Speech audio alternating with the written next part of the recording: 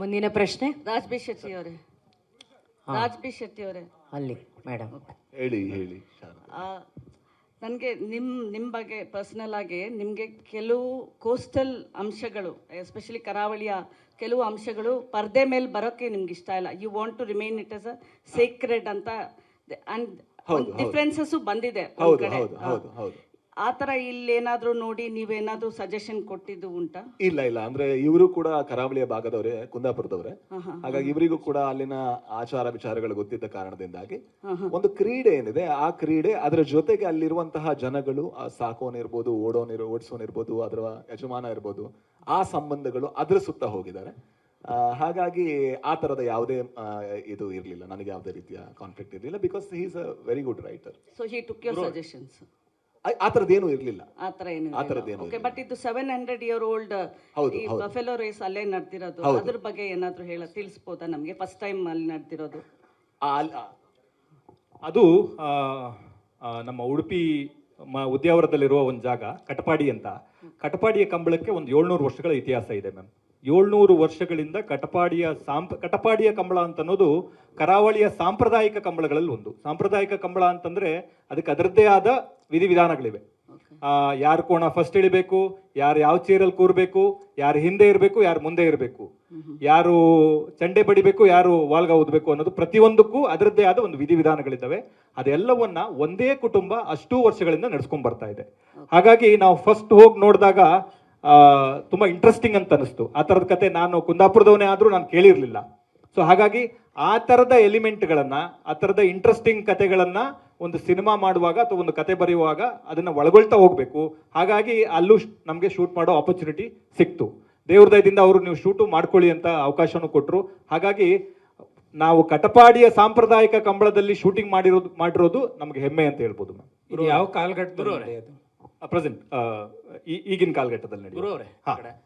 ಇತಿಹಾಸದ ಜೊತೆಗೆ entertainment angle ಅಲ್ಲಿ ಕಥೆ ಹೇಳಿದ ಎಷ್ಟು ಕಷ್ಟ ಆಗಿತ್ತು ಈ ಸಿನಿಮಾಗೆ ಅಂತ. ಸೊ ಈಗ ಸಾಕಷ್ಟು ಕಥೆಗಳು ಕೇಳಿ, ಜಲ್ಲಿಕಟ್ಟು, ವಾಡಿವಾಸಲ್, ಈ ಥರದೆಲ್ಲ ಸ್ಟೋರಿ ನೋಡಿದಾಗ ಒಂದಷ್ಟು ವೈಷಮ್ಯ ಮತ್ತು ವೈರತ್ವ ಎಲ್ಲ ಕಾಣಿಸ್ತಿದೆ. ಅದು ರಿಯಲ್ ಆಗಿ ಇತ್ತ ನೋಡಿದಿರಾ ನೀವು ಹತ್ರದಲ್ಲಿ ಅಂತ? ಯಾಕಂದ್ರೆ ಕರಾವಳಿ ಭಾಗದವರಾಗಿರೋದ್ರಿಂದ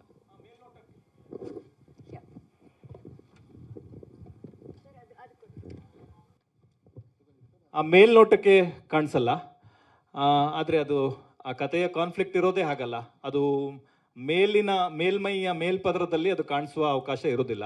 ಯಾವಾಗ ಮಾನವ ಸಂಬಂಧಗಳು ಕಾನ್ಫ್ಲಿಕ್ಟ್ ಕ್ರಿಯೇಟ್ ಆಗಕ್ಕೆ, ಅಂದ್ರೆ ಆಳವಾಗಿ ಇಳಿತಾ ಹೋಗುತ್ತೆ, ಅವಾಗ ಆ ಥರದ ಕಾನ್ಫ್ಲಿಕ್ಟ್ ಕ್ರಿಯೇಟ್ ಆಗ್ತಾ ಹೋಗುತ್ತೆ. ಹಾಗಾಗಿ ಅದು ಕಥೆಯಲ್ಲಿರುವ ಕಾನ್ಫ್ಲಿಕ್ಟ್, ಅದು ಕಂಬಳ ಪ್ರಪಂಚದಲ್ಲಿರುವ ಕಾನ್ಫ್ಲಿಕ್ಟ್ ಅಂತ ಅದನ್ನ ನಾವು ಸ್ಪೆಸಿಫಿಕ್ ಆಗಿ ಹೇಳಕ್ಕಾಗಲ್ಲ. ಗುರು ಸರ್, ಇದು ಕಂಬಳ ಅನ್ನುವಂಥದ್ದು ಒಂದು ಕರಾವಳಿಯ ಒಂದು ಹೆಮ್ಮೆ ಅನ್ನುವಂಥ ಒಂದು ಕಲೆ ಕೂಡ ಅದು. ಸೊ ಅವರ ಜೀವನ ತುಂಬಾ ಕಷ್ಟ ಇದೆ ಇವತ್ತಿನ ಪರಿಸ್ಥಿತಿ ಕೂಡ. ಈ ಸಿನಿಮಾ ನೋಡಿದ ಮೇಲೆ ಅವರ ಜೀವನಕ್ಕೆ ಏನಾದ್ರೂ ಹೆಲ್ಪ್ ಆಗುವಂಥ ಪ್ರಯತ್ನಗಳು ನಡೆಯುತ್ತಾ ಅಂತ? ಅವರೆಲ್ಲ ಬಹಳ ಚೆನ್ನಾಗಿದ್ದಾರೆ ma'am. They are very good, very good. ಎಷ್ಟರ ಮಟ್ಟಿಗೆ ಅಂತಂದ್ರೆ ಈ ತರದೊಂದು ಪ್ರಪಂಚ ಇದೆಯಾ ಅಂತ ಇಡೀ ಪ್ರಪಂಚ ಹೆಮ್ಮೆ ಪಡುವಷ್ಟು ಚೆನ್ನಾಗಿದ್ದಾರೆ. ಸೊ ಹಾಗಾಗಿ ಅದರಲ್ಲಿ ಯಾವುದೇ ಕನ್ಫ್ಯೂಷನ್ ಇಲ್ಲ. They all will be proud of this film. ಅದನ್ನ ಕಾನ್ಫಿಡೆಂಟ್ ಆಗಿ ಹೇಳ್ಬೋದು ಮ್ಯಾಮ್. ಇನ್ನು ಈ ಸಿನಿಮಾದಲ್ಲಿ ಆಗಿದೆ ಕಲಾವಿದ್ರು ಬಿಟ್ಟು ಅಂದ್ರೆ ಕಂಬಳ ಓಡಿಸೋರು ಏನಿದ್ದಾರೆ ಅವರು ಕೂಡ ಇದಾರ ಅಂದ್ರೆ ಅಭಿನಯಿಸಿದಾರ? ಇಲ್ಲ, ಕೆಲವರು ಕಾಣಿಸ್ತಾರೆ. ಆಮೇಲೆ ಸಿಕ್ಕಾಪಟ್ಟೆ ಜನರ ಶ್ರಮ ಇದೆ, ಸಹಾಯ ಇದೆ. ಕೋಣಗಳನ್ನ ತಂದಿದ್ದಾರೆ. ಬೆಳಿಗ್ಗೆ 5 ಗಂಟೆಗೆ, 3 ಗಂಟೆಗೆ, 2 ಗಂಟೆಗೆ ಎದ್ದು ಕೋಣಗಳನ್ನ ತಗೊಂಡು ಲಾರಿಲಿ ಇಟ್ಕೊಂಡು ನಮ್ಮ ಶೂಟಿಂಗ್ ಸೆಟ್ಗೆ 6-7 ಗಂಟೆಗೆ ಬಂದಿದ್ದಾರೆ. ನಮ್ಮ ಚಿತ್ರೀಕರಣ ಹಗಲು ರಾತ್ರಿ ಚಿತ್ರೀಕರಣ ಮಾಡ್ತಾ ಇದ್ದಾಗ ನೀವು ಮಾಡಿ ಸರ್, ಇಷ್ಟು ಕಷ್ಟ ಆಗ್ತಿದೆ, ನಾವು ನಿಮ್ಗೆ ಸಪೋರ್ಟ್ ಮಾಡ್ತೀವಿ ಅಂತ ಇಡೀ ಕಂಬಳ ಪ್ರಪಂಚ ನಮ್ಮ ಜೊತೆ ನಿಂತಿದೆ.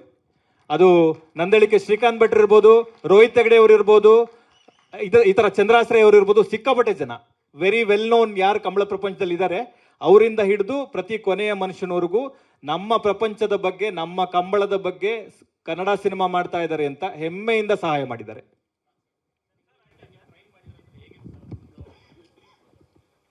ಸರ್ ಅದು ಅಂದರೆ ನೀವು ಸಿನಿಮಾ ನೋಡಿ, ಬಟ್ ಅವ್ರು ಏನು ಮಾಡ್ತಾರೆ ಸರ್, ಅದು ಮಿರಾಕಲ್ ಸರ್. ಅಂದರೆ ಮನುಷ್ಯನಿಗೆ ಸಾಧ್ಯವಾಗುವಂಥ ಕೆಲಸ ಅಲ್ಲ ಅದು. ಅವ್ರು ಏನು ಮಾಡ್ತಾರೆ ಅದು. ಯಾಕಂದರೆ ನಮಗೆ ದೂರದಿಂದ ನೋಡ್ಬೇಕಾದ್ರೆ ನಾವೇನೋ ಇದೊಂದು ಬಫೆಲೋ ರೇಸ್ ಅಂತ ಅನ್ಕೋತೀವಿ. ಆ ಬಫೆಲೋನ ಕಂಟ್ರೋಲ್ ಮಾಡೋದಕ್ಕೆ 6-7 ಜನ ಬೇಕು.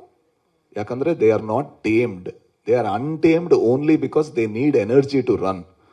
ಅಷ್ಟು ಎನರ್ಜಿ ಇರುವಂಥ ಪ್ರಾಣಿಗಳು. ಅದರ ಪಕ್ಕ ನೀವು ನಿಂತ್ಕೊಳ್ಳೋದಕ್ಕೂ ಕೂಡ ಭಯ ಪಡಬೇಕು.